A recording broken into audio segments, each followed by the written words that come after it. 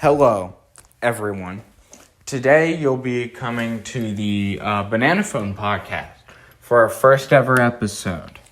And today, since I can't do what I originally intended it for, we're going to be discussing something that might be a little bit tonally different, but honestly, it's one of my favorite books, and it's fantastic. So I'm going to be reviewing a book today. The book is called The Road. It was published in 2006, and was written by Cormac McCarthy. And it's just fantastic. I read it a year ago because my 8th grade English teacher suggested it to me and provided me with she rekindled my desire to read because at this point it was kind of dwindling. She rekindled it. But The Road isn't really a post-apocalyptic novel. That may be what it looks like on the surface, but it's not. It's a stark, unflinching exploration of humanity stripped bare. It's a journey through a world ravaged, a world where hope is a flickering ember in the face of overwhelming darkness. And it's a story that will stay with you long after you turn its final page. The story follows a father and his young son, known only as the man and the boy, as they trek across a desolate America. An unnamed catalyst has left the world in ruins, a gray, ashen wasteland where survival is a daily struggle. They are refugees, scavengers, driven by a primal instinct to stay alive and fueled by the father's unwavering devotion to his son. Their journey isn't just physical, it's a desperate search for meaning, for something to hold on to in a world devoid of hope. And at the heart of The Road lies the profound bond between the father and his son. The man's love for the boy is this almost protective and fierce. It's almost desperate.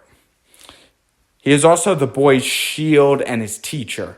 It's the last connection the boy has to what the world was before this great cataclysm. The boy, in contrast, embodies innocence and a almost fragile sense of morality, a stark contrast to the brutality that surrounds them. Their relationship is the emotional core of the novel, a beacon of light in the overwhelming darkness.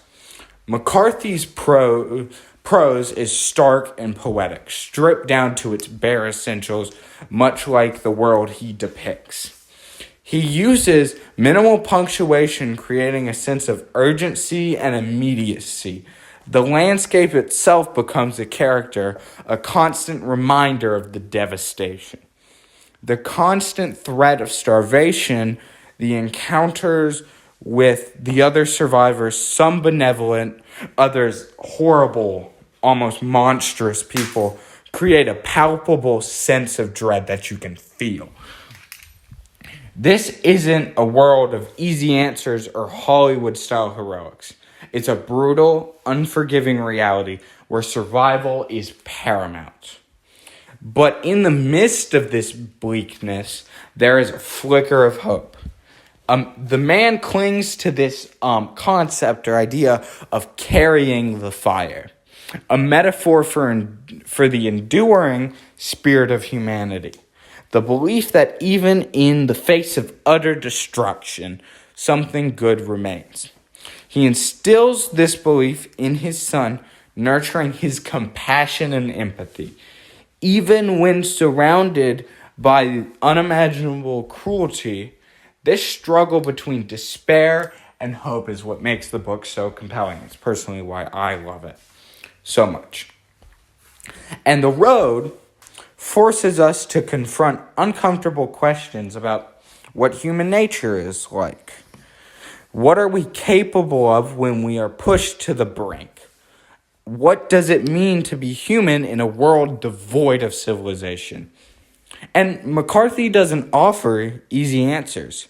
He presents us with raw, unflinching portraits of humanity, both at its worst and at its best.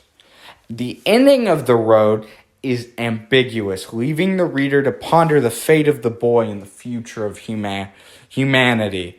It's not a neatly wrapped up ending like your typical superhero movie or drama.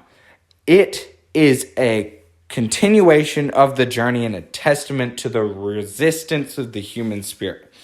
The road goes on, and the boy, carrying the fire, and must continue to walk it.